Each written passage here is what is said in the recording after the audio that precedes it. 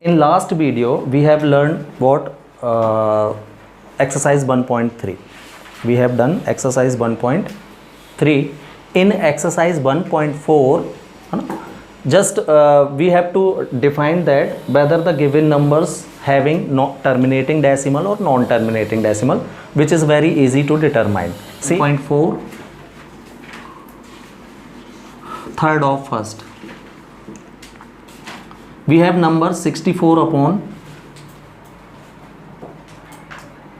455.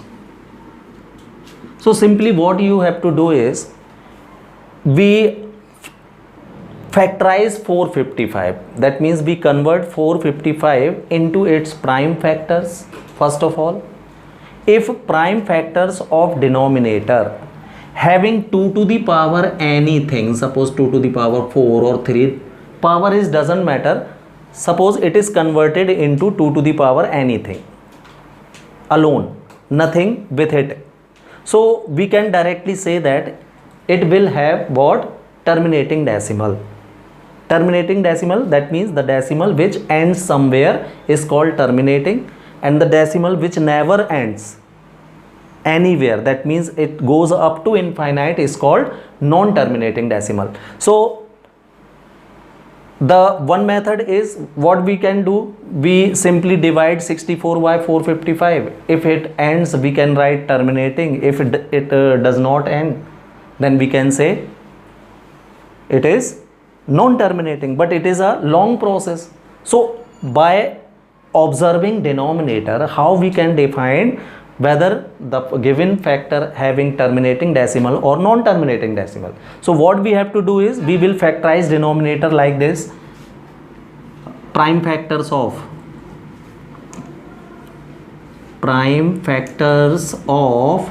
455, we convert it. So we can write it 5 into 5 9 ja 45 and 5 1 ja 5 into 91. 5 1 ja 5, 5 9 ja 45, convert हो गया. लेकिन 5 तो prime number है, अभी 91 प्राइम नंबर नहीं है ना. तो 91 can be factorise 7 into 13. 7 into 13, 91. So prime factors of 455 are 5, 7 and 13.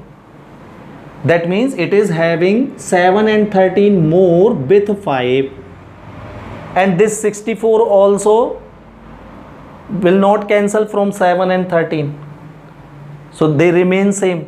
That means 64 can be written what? 64 upon 455, we can write it what? 64 by 5 into 7 into 13. So its denominator having 7 and 13 with 5.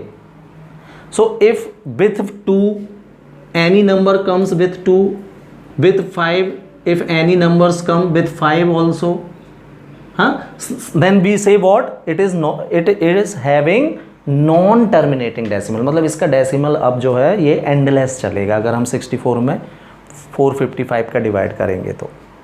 Clear? तो आपको क्या देखना है prime factor करके, कि 5 alone आया है. अगर 5 की पावर कुछ भी हो उससे मतलब नहीं है, 5 अकेला है, इसके साथ इनटू में कोई दूसरा नंबर नहीं है, तो हम बोल देंगे कैसा है ये? टर्मिनेटिंग. राइट? मतलब एंड हो जाएगा इसका डेसिमल, जब हम डिवाइड करेंगे तो ये एंड हो जाएगा. 2 की पावर कुछ भी आता है, साथ में कोई नंबर नहीं है अगर, है ना, तो ये भी कैसा होगा? टर्मिनेटिंग होगा, ये एंड हो जाएगा. 2 और 5 दोनों एक साथ आ जाते हैं, इसके अलावा और दूसरा नंबर नहीं है अगर. क्लियर? तो भी ये कैसा लिख देंगे हम इसको? टर्मिनेटिंग. क्लियर? तो 2 अलोन चलेगा, 5 अलोन भी चल जाएगा, 2 और 5 टुगेदर भी चल जाएंगे. क्लियर? इनके साथ कोई और नंबर होगा तो फिर हम बोल देंगे it is non terminating, otherwise terminating. Clear है? तो बन जाएगा ये आपसे करते. ठीक है. Now we start chapter number 2. the chapter name is polynomial.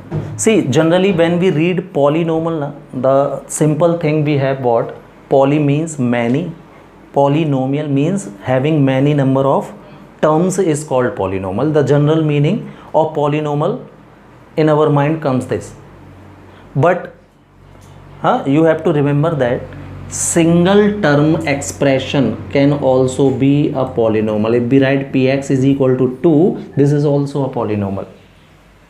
So if any expression having one term, that can also be a polynomial. That means for polynomial it is not necessary that it should contain more than one terms. Polynomial cannot be decided from number of terms. It is a polynomial having one term, so we called it monomial. The polynomial which have only single term is called monomial, but it is a polynomial. So what is necessary for polynomial? See, we write the definition of polynomial like this: the expression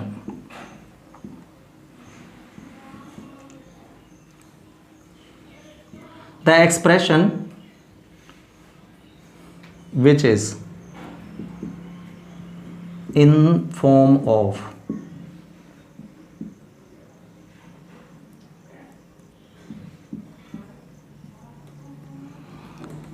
a1 x to the power n plus a2 x to the power n minus 1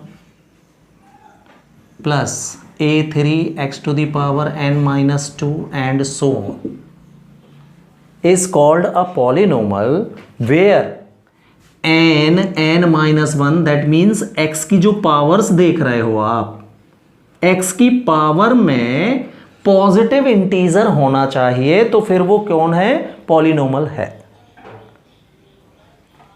x की power में 0 भी चलेगा क्योंकि 0 भी एक integer है, positive integer है. इसलिए मैंने बोला था अभी कि f(x) इज इक्वल टू 2 को हम पॉलिनोमल बोलेंगे. क्यों? 2 अलोन का मतलब होता है x की पावर 0 है. यहां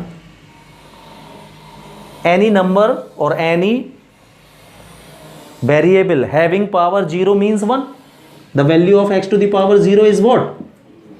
1. तो अगर आपको किसी पॉलिनोमल में x नहीं दिख रहा है किसी टर्म में, तो समझ जाओ वहां x है लेकिन उसकी पावर क्या है? 0 है. This is called constant polynomial. Constant polynomial जिसमें x नहीं होता उसको कांस्टेंट पॉलिनोमल बोलते थे, लेकिन पॉलिनोमल है वो. क्लियर? तो पॉलिनोमल के लिए क्या जरूरी है कि x की पावर में पॉजिटिव इंटीजर है अगर, तो वो पॉलिनोमल है. नंबर ऑफ टर्म से पॉलिनोमल का कोई लेना देना नहीं है. क्लियर? मतलब जो आप n देख रहे हो, where the expression which is in the form of this is called a polynomial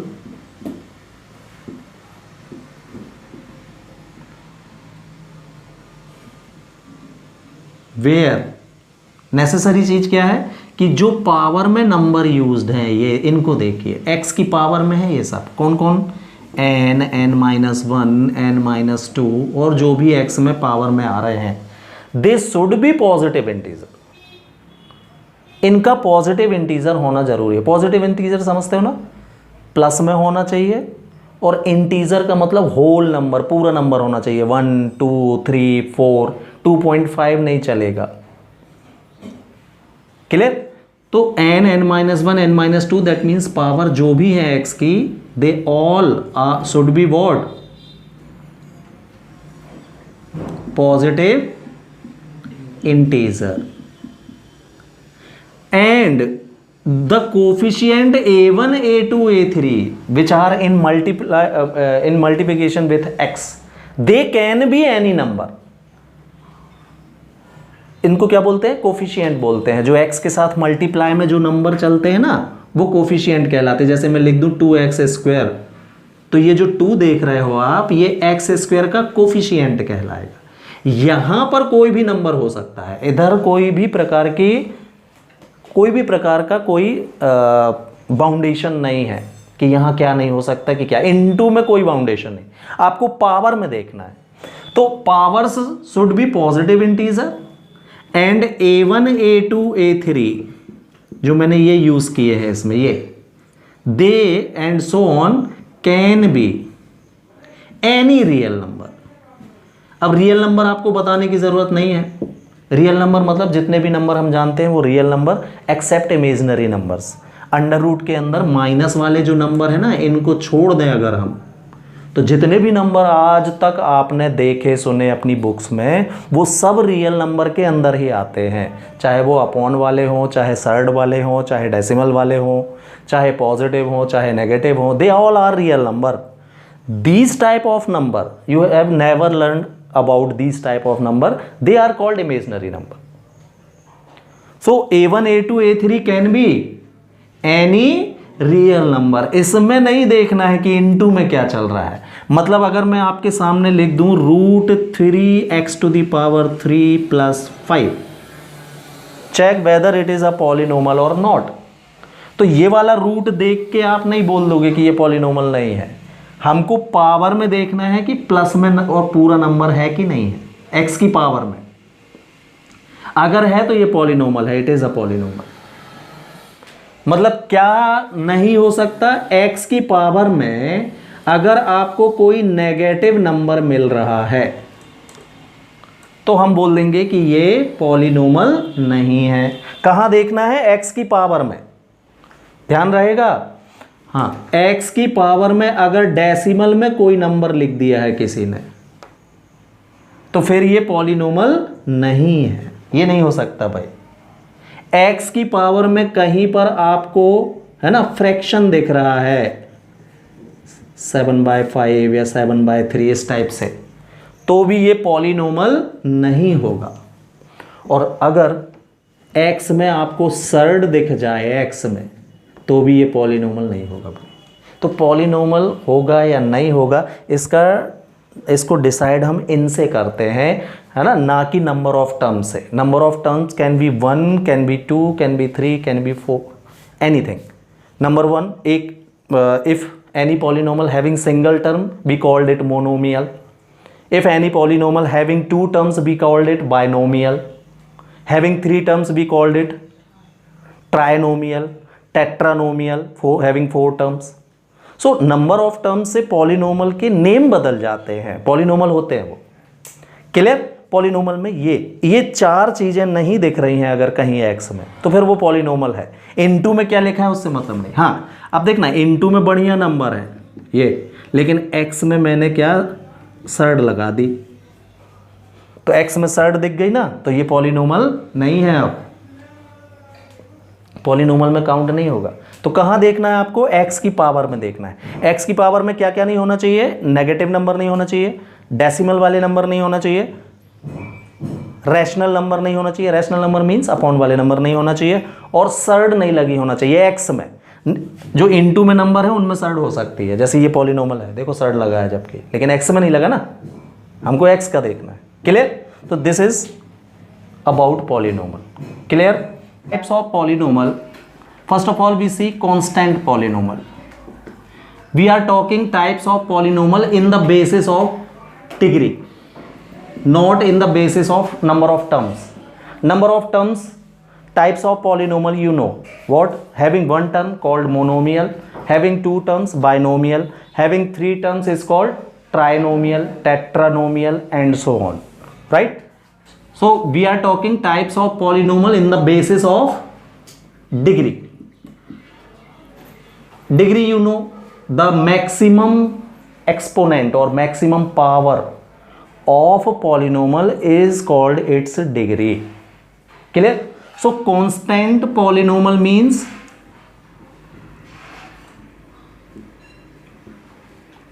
the polynomial whose degree is 0. That means, or you can say in other word, the polynomial in which x is absent, the variable is absent, is called constant polynomial. है ना, x होगा ही नहीं, अगर आप देखोगे तो x की power 0 कहलाएगी। तो जिस पॉलिनोमियल में की पावर कितनी हो या डिग्री कितनी हो, 0 हो, उसको क्या बोलते हैं हम? कांस्टेंट पॉलिनोमल बोलते हैं। अच्छा, अगर आप किसी कांस्टेंट पॉलिनोमल का ग्राफ ड्रॉ करें, ये एक्स एक्सिस, ये y axis, you know it is y dash and this is called x dash. तो कांस्टेंट पॉलिनोमल का जो ग्राफ खींचेगा वो एक स्ट्रेट लाइन तो खींचेगा, लेकिन एक्स एक्सिस के पैरेलल होगी ये स्ट्रेट लाइन हमेशा। एक्स एक्सिस को कभी भी ये इंटरसेक्ट नहीं करेगी। एक्स एक्सिस ये है, तो कांस्टेंट पॉलिनोमल का ग्राफ हमेशा कैसा होगा? एक्स एक्सिस के पैरेलल ड्रॉ होगा। अच्छा, ये ऊपर से भी जा सकता है, नीचे से भी जा सकता है, लेकिन कैसा होगा? पैरेलल होगा एक्स एक्सिस के। मतलब हम देखें तो एक्स एक्सिस को ये कभी इंटरसेक्ट नहीं करेगा। पैरेलल लाइन कभी इंटरसेक्ट करती है क्या एक दूसरे को? नहीं करती, right? So constant degree 0। Now if degree is 0 then number of zeros also 0।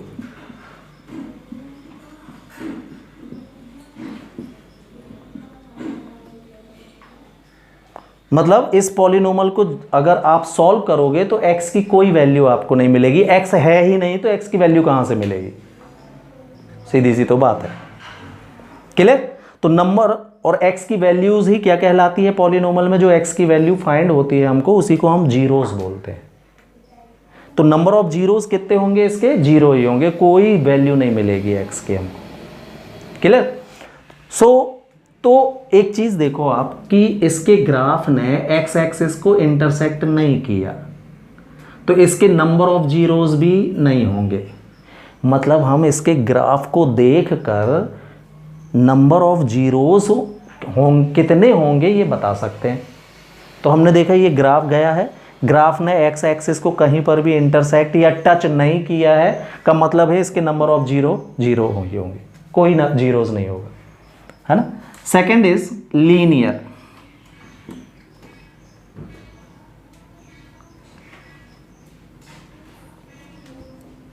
Linear polynomial. See word linear का मैथ्स में मतलब ही होता है power 1। So the polynomial whose degree is 1 is called, degree कितनी होगी इसकी? 1, मतलब x में 1 पावर चलेगी। स्टैंडर्ड फॉर्म इसका क्या होता है? ax plus B. If we write standard form of linear polynomial, standard form of linear polynomial is ax plus B. तो अब देखो ये जो पॉलिनोमल है इसकी वैल्यू अगर आप इक्वल 0 रखें, ax प्लस बी के इक्वल में 0 रख दें, तो हमको x की एक वैल्यू मिलेगी। कितनी आएगी ये? Minus B upon A, plus B goes that side, become minus B and A in denominator. So we are getting 1 value of x from this polynomial by putting it 0। तो किसी polynomial को equal 0 रखने पर जो हमको x की value find होती है उसी को हम जीरोस बोल देते हैं। मतलब इस पॉलिनोमल का जीरोस क्या कहलाएगा? माइनस एक जीरो होगा। डिग्री कितनी है इसकी? 1, तो नंबर ऑफ जीरोस कितने होंगे? भी 1 ही होंगे।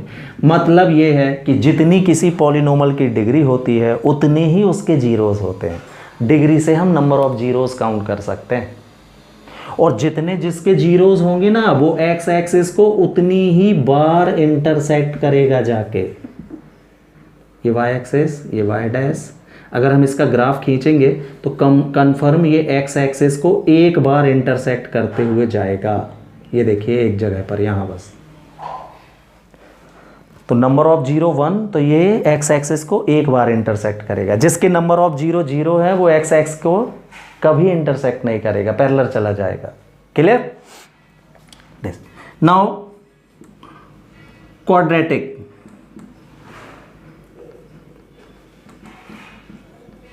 क्वाड्रेटिक पॉलिनोमल,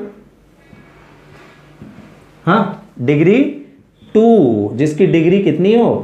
2 हो, उसको क्वाड्रेटिक पॉलिनोमल बोलते हैं।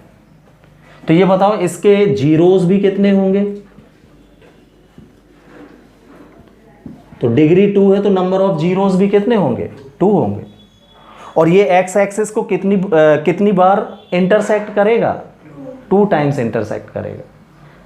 क्लियर? जितनी जिसकी डिग्री उतने ही उसके जीरोस और उतनी ही बार वो एक्स एक्सिस को इंटरसेक्ट करेगा।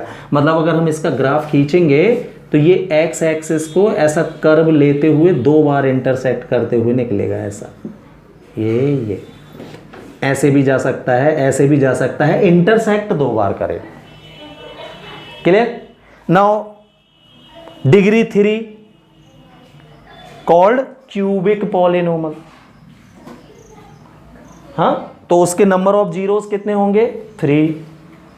और वो एक्स एक्सिस को कितनी बार इंटरसेक्ट या टच करेगा? 3 टाइम्स। क्लियर?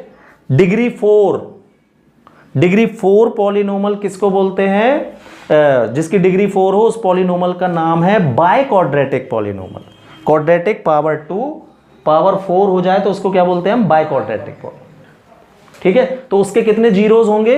4। डिग्री 4 तो जीरोस भी 4, नंबर ऑफ जीरोस 4। और वो कितनी बार एक्स एक्सिस को इंटरसेक्ट करेगा? 4 टाइम्स इंटरसेक्ट करेगा। क्लियर?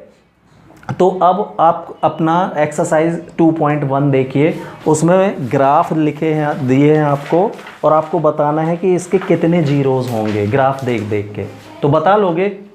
पहले वाला ग्राफ देखो, वो एक्स एक्सिस को इंटरसेक्ट ही नहीं कर रहा है, तो कितने जीरोस होंगे उसके?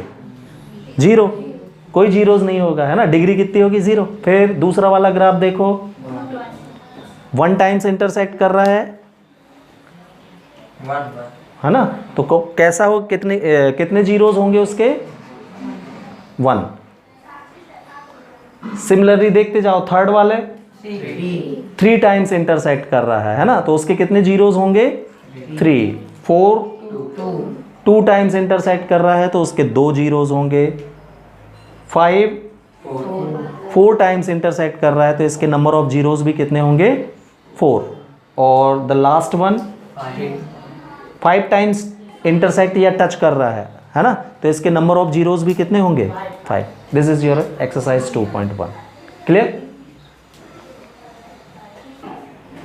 Now we see we have main quadratic polynomial in your course. Quadratic polynomial. तो अभी मैंने आपसे बताया कि जिसकी डिग्री 2 हो उसको क्वाड्रेटिक पॉलिनोमल बोलते हैं ना। पॉलिनोमल को आप px, qx, gx से शो कर सकते हो, है ना। तो px is the standard form, standard form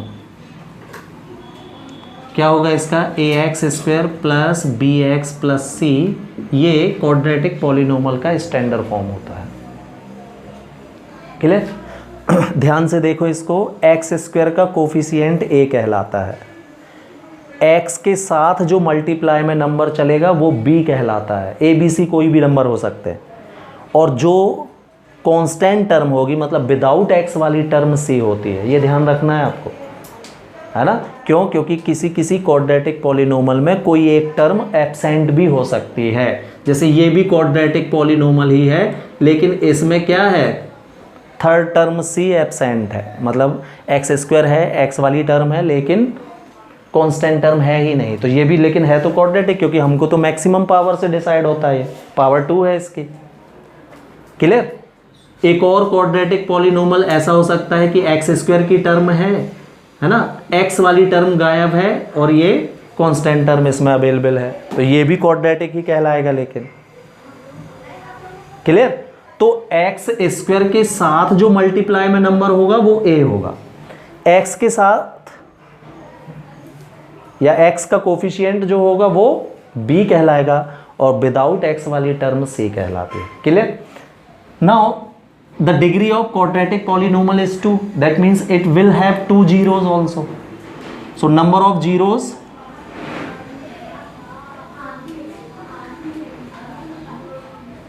are 2, which are denoted by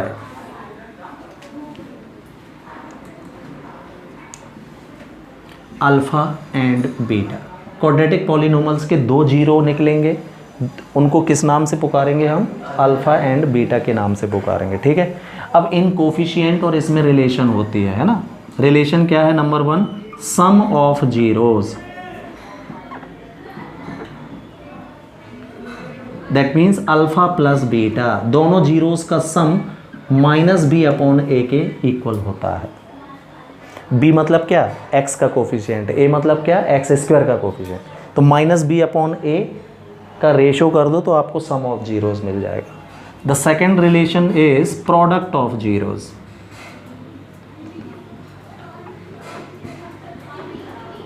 that means alpha into beta, alpha into beta it is equal to C by A, C and A के ratio के बराबर होता है, ठीक है। Now if you have sum of zeros and product of zero, so we can construct the quadratic polynomial, construction of quadratic polynomial. The formula is, suppose we are denoting polynomial by px, so your formula will be a into, yes, x square minus alpha plus beta into x plus alpha into beta. If you put the value of alpha plus beta and alpha into beta and A, you get the polynomial. तो अगर हमारे पास, हाँ, if we have sum of zeros and product of zero, so we can construct the polynomial. Clear? So this is about what, quadratic polynomial. Quadratic polynomial कितने जीरोस होते हैं, दो जीरो, अल्फा एंड बीटा से इनको शो करते हैं कि कोई किसी को भी अल्फा किसी को भी बीटा बोल सकते हैं अपन। दो जो आंसर आते हैं हमारे क्वाड्रेटिक पॉलिनोमियल को सॉल्व करोगे तो कितने आंसर आएंगे एक्स के, दो आंसर आएंगे, उन दोनों में से एक अल्फा होगा एक बीटा होगा, कोई भी अल्फा कोई भी बीटा हो सकता है। दोनों का सम कितना होता है, माइनस बी अपॉन ए के इक्वल होता है, और दोनों का प्रोडक्ट कितना होता है, सी अपॉन ए के इक्वल होता है। क्लियर?